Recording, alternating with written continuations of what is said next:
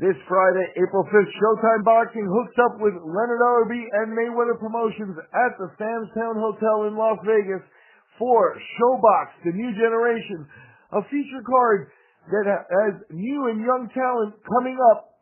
And we've got an odds review that we did. The odds have been up for a little bit. And this segment sees me joined by our boxing analyst, Anthony Scott Piatt, to actually make picks for the main events. This Friday, ShoBox The New Generation. ASP, how you doing? Hey, I'm doing great, Miguel. Pleasure to be back with you. And we've got one dog watch for today. We'll get to that and some pretty good fights. These ShoBoxes are nice, young up-and-comers, so you can really get some interesting odds because they don't have a lot of fights. So you can, the odds sometimes are pretty skewed, and these are fun ones to call. Yep, and at the end of the day, we've got, this is ShoBox The New Generation, which, as you said, highlights the young talent. And Showtime is putting a little bit of years into this brand, and from here, they've been bringing along a lot of young talent that eventually should pay off. And keep in mind, that at the end of the day, they have Deontay Wilder in relationships with many of the PBC fighters and stuff. So, you're always going to get, Showtime involved in other big shows. So, that's all interesting. But let's head over to the three fights that we're going to cover here. The first of them, let's look at the 8-round super featherweight bout. We have Cortes taking on Jahmal Dyer. Cortes a favorite at -390. Dyer looking at +300 on that one. Give us a scoop. Sometimes these +300s are the nice dog watches. They're just high enough with that +300 that sometimes I suggest them. I'm actually not going to do that on this one. At 9-1, Jahmal Dyer with only 5 knockouts. His one loss was to a guy named Moralde, last name Miranda, who was 0-3. I mean, his one loss is to a winless guy, and not impressed. And the rest of his wins are no more impressive than this loss, let me tell you. He just hasn't fought anybody. I'm not sure why the +300's on him. I see Cortes at 10-0 with 6 knockouts as a superior fighter. I would expect odds more of -1,500 on Cortes or something.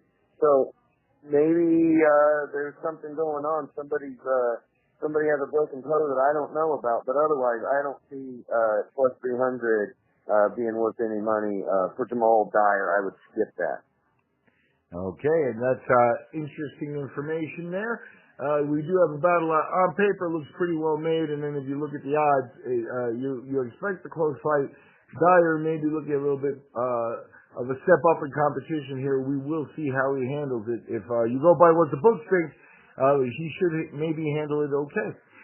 Moving on, we've got more action in the super featherweights. A little bit more developed fighters here at the 10-round mark. The bout is packed it at, and we got Xavier Martinez -720 as he takes on Vincent Moralde at +510. Yeah, and I like this fight. Vincent Moralde, one of the two Philippines that we're going to cover on the evening. Xavier Martinez, a strong favorite at -720, 13-0, 9 of them knockouts. Vincent comes in at 21-2. He had a surprising win though. He's been looking better. He beat Ismael Mawindo. He's got a really nice hook, and a left hook that is really devastating, puts people on the ground. I do want to note that there's some psychological stuff going on. Vincent is a really nice guy. He's only violent in the ring, but he did have an Australian opponent named Braid Smith, who went into a coma. Braid was 12-0 at the time, but he went into a coma basically when he got knocked out, and 2 days later he passed away. And that's been really hard for Vincent Moralde, who actually fights in Brad Smith's name or in his honor. So I think that his losses came after that. So I think that's of note. He may be a better boxer than the 2 losses. He had some first-round knockouts even after Smith's death, but he's also had some trials that maybe he's not, psychologically there yet. I think he's coming back. I think that his 2 losses had something to do with Brad's death, and I think he's going to be fine in this one at a +510. He's my dog watch pick. Xavier Martinez, trained by Ray Woods. He looks like a great prospect. I don't have really anything bad to say about him. I just think the style matchup is one that for plus 510 I'm going to take Moralde. One of the knocks on Xavier is he does get hit a little too much. That's his own trainer, Ray Woods, will tell you that. But he's a beast. And so if I'm picking straight out, I'm picking Martinez, but I think that 510 is my dog watch for this fight card. Vincent Moralde, plus 510 dog watch. And there you go.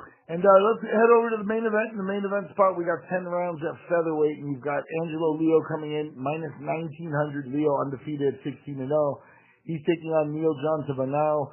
Tabanao, as you pointed out, another one of the Filipino products where, in the Philippines, at the very least, you've got an extremely robust, boxing system there. Certain guys jump out and, hit the world level and stuff.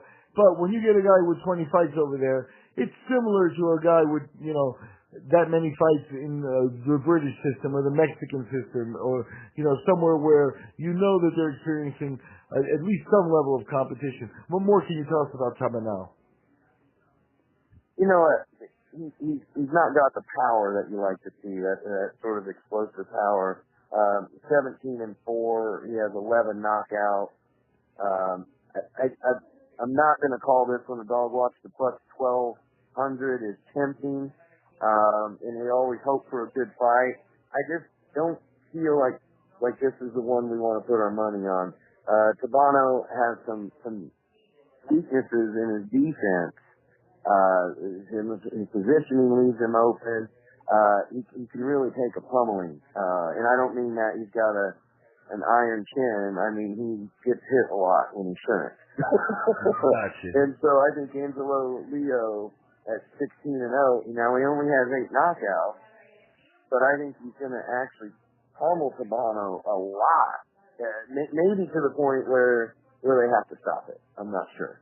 But, Leo's not got the most power, so it may make for an interesting fight, maybe a gory fight. It might be bloody, it might be ugly, but it's not one I'm going to bet on.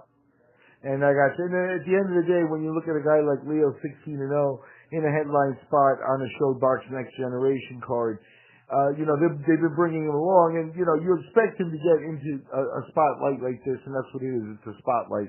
Tabanao, would like to break through, but at the end of the day, his life isn't going to change much, win or lose here when he goes back to the Philippines. While Leo, he's got trajectory heading up. So perhaps a wise choice there. Minus 1,900 for Leo means you got to bet $1,900 to win 100, and Tabanao at plus 1,200. Still not touchable by the standards ASP is setting here at the CRP. And any closing words there, Anthony?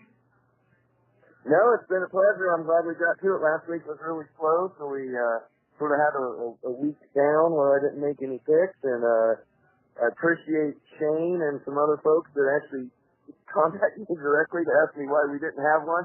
So thanks for listening, and thanks for being curious.